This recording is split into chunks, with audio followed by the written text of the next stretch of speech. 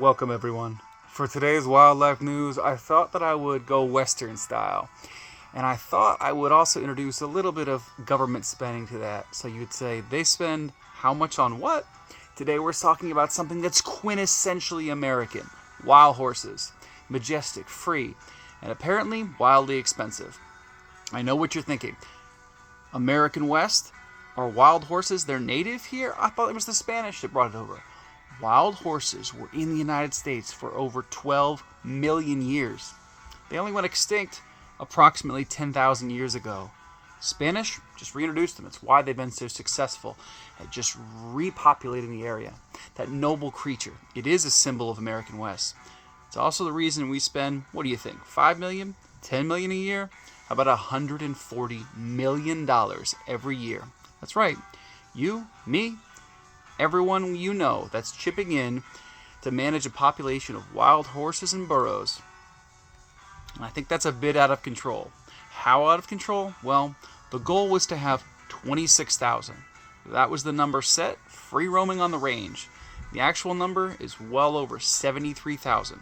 And that's after they've already rounded up thousands. It's like inviting a few friends over to a party and the entire town shows up. So where does all this money go? Let's break it down. Now, I know you're thinking, the biggest cost must be managing the horses on the range. You're wrong. A whopping 66% of the budget goes to off-range holding. What's off-range holding? It's basically horse retirement homes. And just like human retirement homes, there's different levels of luxury. First, you've got short-term corrals. Think of these like high-end, all-inclusive resorts where they gather the horses all together recently. They get food, veterinary services, even a farrier to do their nails. The cost? About $6 a day. Okay. Then you have long-term pastures. This is the most rustic living for horses that aren't going to get adopted. It's cheaper at about $2.35 a day. But with over 64,000 horses in these facilities, it adds up real quick. We're talking about a lifetime cost of about 15 grand per horse. Now, let's do some quick math. If you wanted to adopt one of these horses, it'll cost you $25. But that costs the government for you, they're going to give you $1,700 after a year for having that horse. That's like selling a car for the price of a gas tank. And it doesn't matter what you do with that horse after a year. And to make things even crazier, for a while, they're literally paying people to take me. Now, that ended in March 2025. But it shows you the lengths they were going for that.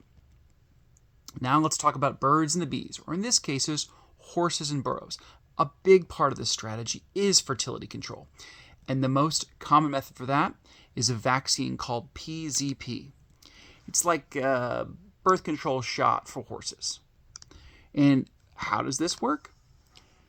It costs about $2,100 per mare, and the catch, it only lasts for about a year. So every year, it's the same expensive process over and over and over again. And they are looking into longer lasting, like Gonacon equine, which can last for 4 years, but that's even more expensive, about $2,500 a mare. It's a classic case of spending more now to save more later. But the more now part is a tough pill to swallow. So what's the alternative? There are some controversial options.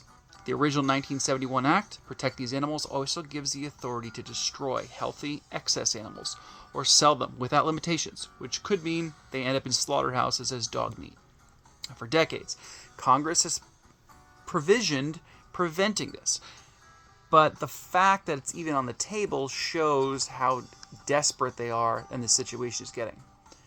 But it doesn't have to be. There's other things that aren't just all doom and gloom. For example, more partnerships. The Bureau of Land Management is already partnering with organizations to help adopt training. Better fertility control. Investing in that longer lasting fertility control could be a game changer in the long run. And also, public-private pastures. Some have suggested letting private citizens and foundations manage some of the long-term holding. Hey, it gets taken off the taxpayer dollars, people get horses on their land.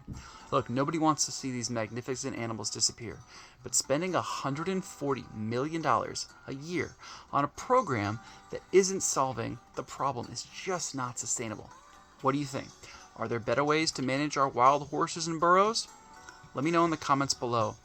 And don't forget to like and subscribe for more deep dives into the wild world of wildlife, government spending, and remember, no species left behind.